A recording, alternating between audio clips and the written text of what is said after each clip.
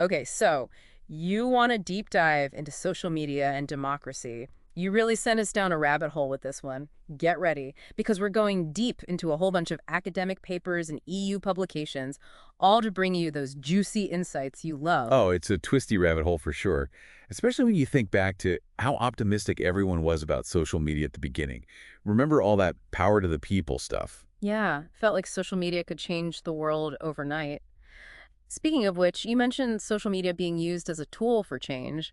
What were some of those early success stories that got everyone so excited? Well, in the early 2000s, there were those incredible protests against some really oppressive regimes. Think back to the Arab Spring, for example. Social media was absolutely essential. It helped people mobilize, connect with each other, and make their voices heard in ways that just weren't possible before. It really did feel revolutionary at the time, but like you said, just having the technology doesn't automatically lead to lasting change, does it? So how has the EU's view on all this evolved over time, especially considering how important democratic values are to their identity? You're hitting the nail on the head there.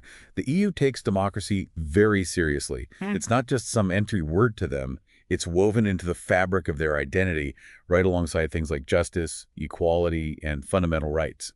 Initially, they were really enthusiastic about the internet and social media. They saw them as tools that could actually promote these values.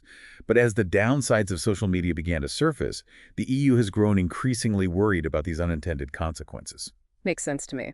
So what are some concrete actions they've taken? I know the EU is all about taking action. One major initiative is their European Democracy Action Plan, or EDAP for short.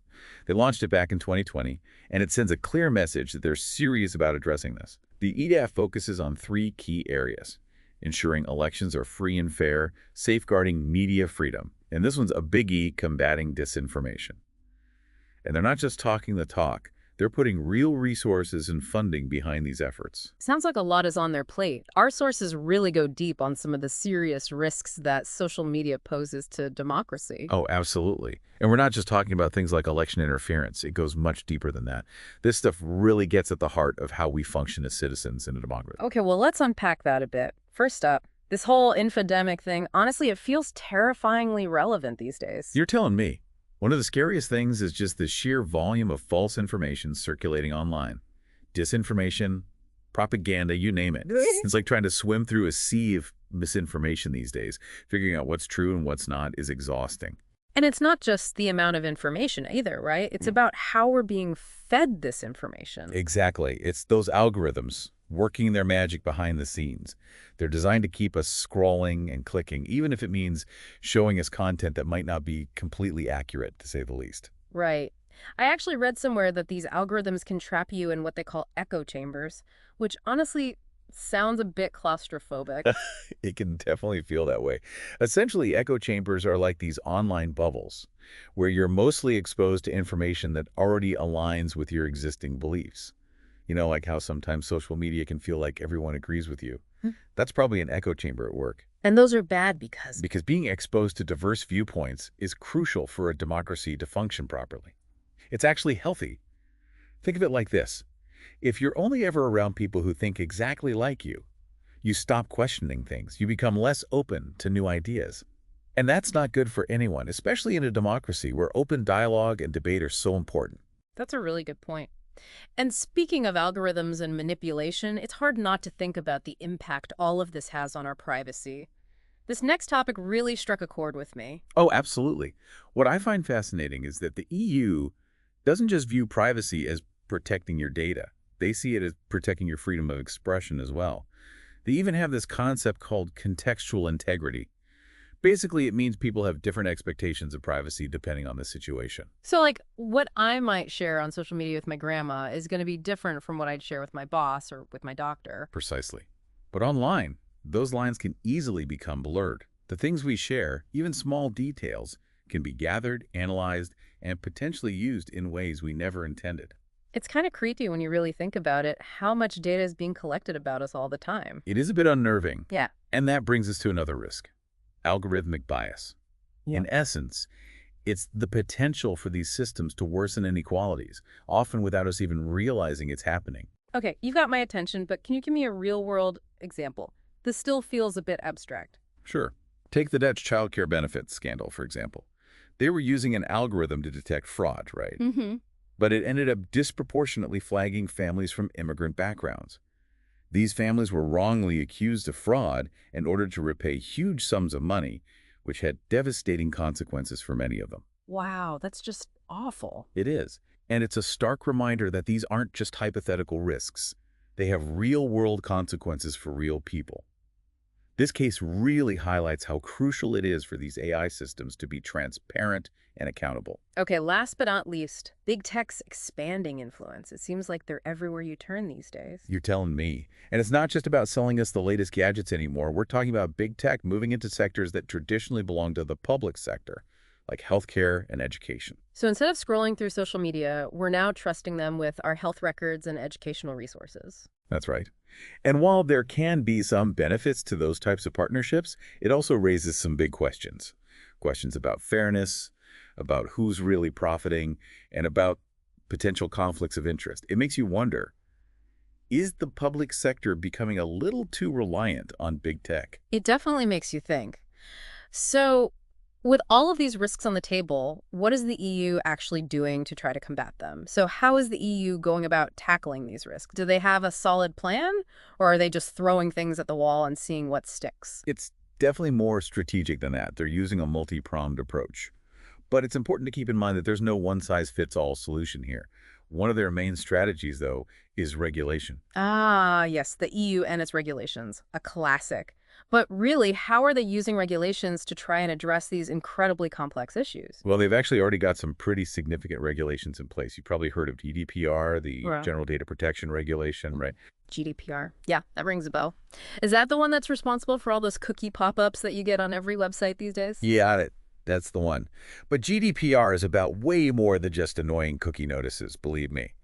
Remember how we were talking about data collection and privacy earlier? Yeah. Well, GDPR is all about giving you, the individual user, more control over your own data. You have the right to access, correct, even delete your personal information. It's pretty powerful. And it forces companies to be much more transparent about how they collect and use your data in the first place. No more hiding behind complicated jargon and shady practices. So GDPR is basically a way of putting the power back in the hands of individuals. I like the sound of that. But what about all that harmful content floating around online? How can they possibly regulate that effectively without stepping all over freedom of speech? That is the million-dollar question, isn't it? Hmm. It's a really delicate balance. They have to be very careful. They've implemented something called the Digital Services Act, or DSA. It's all about making online platforms more accountable for what's being shared on their sites. Okay, so how does that work in practice? Is the EU basically becoming the content police, deciding what's acceptable and what's not allowed online?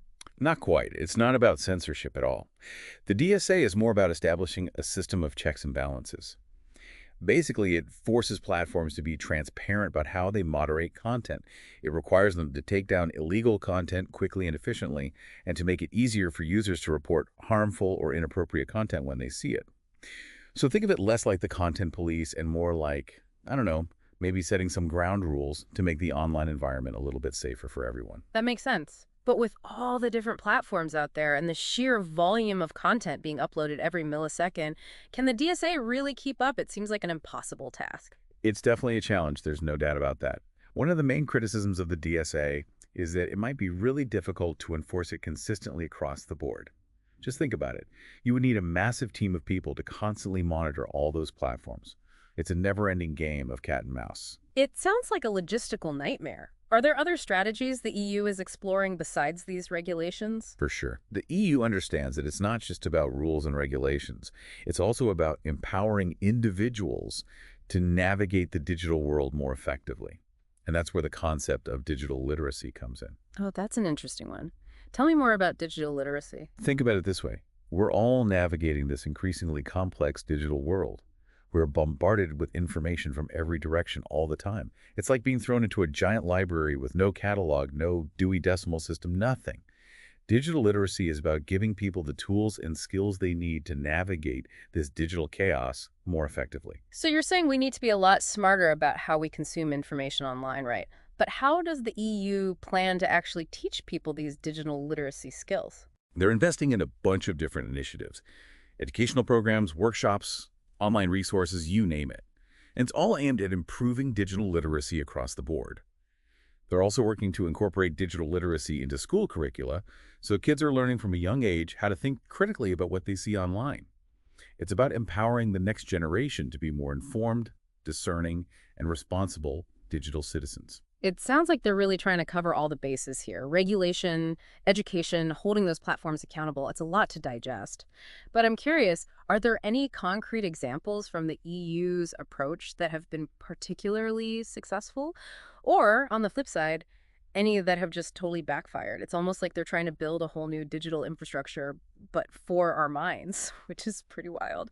But have any of these approaches actually worked? Are there any specific things the EU has tried that have been really successful? Or maybe some that totally flopped? Well, there is one example that comes to mind.